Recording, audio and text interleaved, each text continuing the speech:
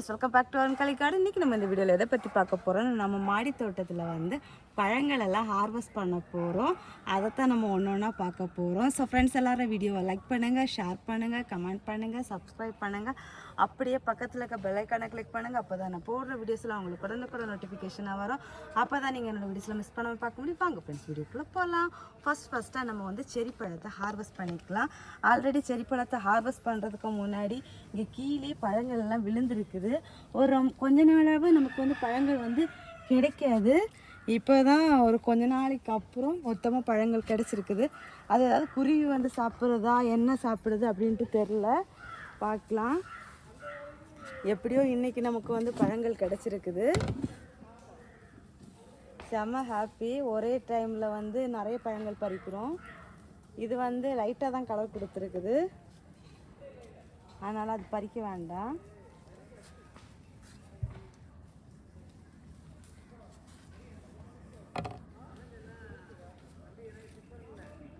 ரொம்ப நாளைக்கு அப்புறமா நம்ம வந்து பழங்கள் வந்து கொஞ்சம் கிடச்சிருக்குது.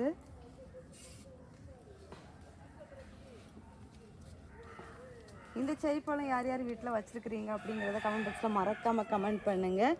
இந்த செரிப்பழம் வந்து உங்கள் வீட்டில் இனிக்குமா இனிக்காதா அப்படிங்கிறதையும் கமெண்ட் பண்ணுங்கள். எங்கள் வீட்டில் இருக்கிறது இனிக்குதான்னு சொல்ல தெரியாது, புளிக்குதான்னு சொல்ல தெரியாது. அது ஒரு வித்தியாசமான ஒரு டேஸ்ட்டில் தான் இருக்கும். ஸோ வந்து இது வந்து கொஞ்சம் பெருசான இனிக்குமா அப்படிங்கிறது யாருக்காச்சும் தெரிஞ்சால் சொல்லுங்கள்.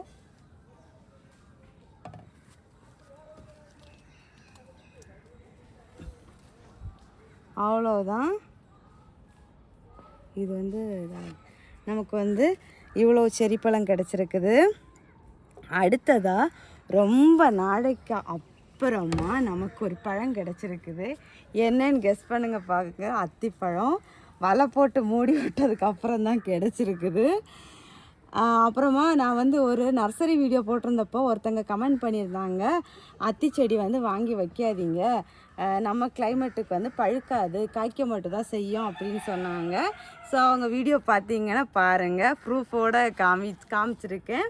கன்னியாகுமரி டிஸ்ட்ரிக்ட் தான் எங்களுக்கு. கன்னியாகுமரி டிஸ்ட்ரிக்டில் மணவளக்குறிச்சி ஊர் எங்களுக்கு அத்திப்பழம் இது வரைக்கும் நாங்கள் நிறைய அத்திப்பழம் ஹார்வெஸ்ட் பண்ணியாச்சு. இப்போ ரீசெண்டாக தான் கொஞ்சம் டேஸாக எங்களுக்கு பழங்கள் கிடைக்காமல் இருந்துருச்சு. இப்போ பழங்கள் கிடச்சிருக்குது பாருங்கள். ஸோ வந்து அத்தி செடி இஸ்ரவேல் அத்தின்னு சொல்லுவாங்க, அப்புறம் வந்து இன்னும் பூனாய் அத்தின்னு சொல்லுவாங்க. நீங்கள் நம்பிக்கையாக தைரியமாக வாங்கி வைக்கலாம். அத்திப்பழம் காய்க்கவும் பழுக்கவும் செய்யும், ஆனால் வந்து கொஞ்சம் லேட் ஆகும், அவ்வளோதான். அடுத்ததாக வந்து நம்ம வந்து ஸ்டார் ஃப்ரூட் ஹார்வெஸ்ட் பண்ணிக்கலாம். இங்கே பாருங்கள், பழம் நல்லா பழுத்து கனிஞ்சு இருக்குது. அடுத்ததாக இங்கேயும் ஒரு பழம் இருக்குது. இந்த பக்கம் இன்னொரு பழம் இருந்துச்சு,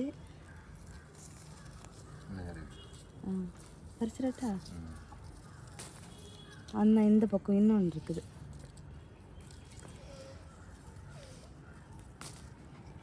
இன்னொன்று இருக்குது, காயாக இருக்குது. இன்னும் நமக்கு இங்கே பாருங்கள், நான் வந்து ஒரு ஷார்ட்ஸ் வீடியோவில் சொல்லியிருப்பேன், பழங்கள் அவ்வளோ பறித்து முடிச்ச உடனே தான் பூ வரும்னு. ஆனால் இங்கே பாருங்கள், இங்கே வந்து பழங்கள் இருக்குது, இங்கே பூக்க ஸ்டார்ட் ஆகியாச்சு.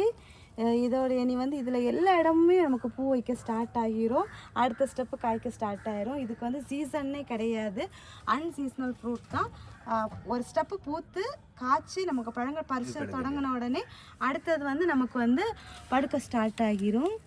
இது வந்து இந்த பழம் நல்லா பழுத்துருக்குது. அது ரெண்டும் இருக்கட்டும், நம்ம கொஞ்சம் கூட பழுத்ததுக்கு அப்புறமா பறிக்கலாம். இவ்வளோ ஸ்டார் ஃப்ரூட் கிடச்சிருக்குது. இன்னைக்கு சூப்பரான ஒரு ஃப்ரூட்ஸ் ஹார்வெஸ்டிங் தான்.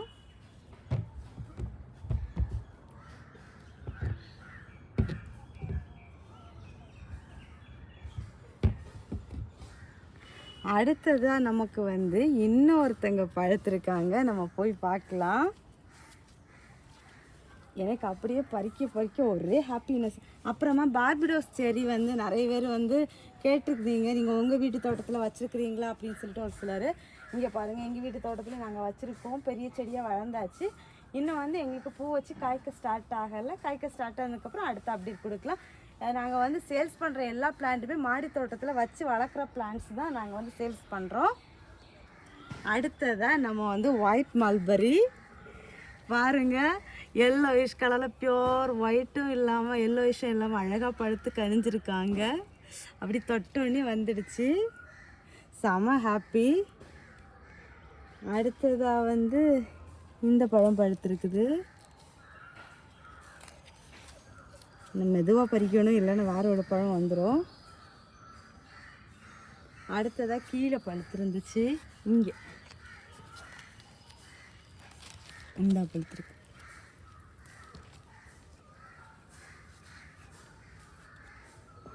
அடுத்தது இங்கே பழுத்துருக்குது. செம்ம ஹாப்பி. இன்னைக்கு ஒரு அழகான ஃப்ரூட்ஸ் ஹார்வெஸ்டிங் வீடியோ தான் இது. அப்புறமா கீழே வந்து லெமன் ஒயின் ஃபுல்லாக காய் காய்ச்சிருக்குது. அடுத்ததாக இன்னொரு செடியிலையும் அங்கேயும் நமக்கு வந்து நிறைய மொட்டு வைக்க ஸ்டார்ட் ஆகிருக்குது.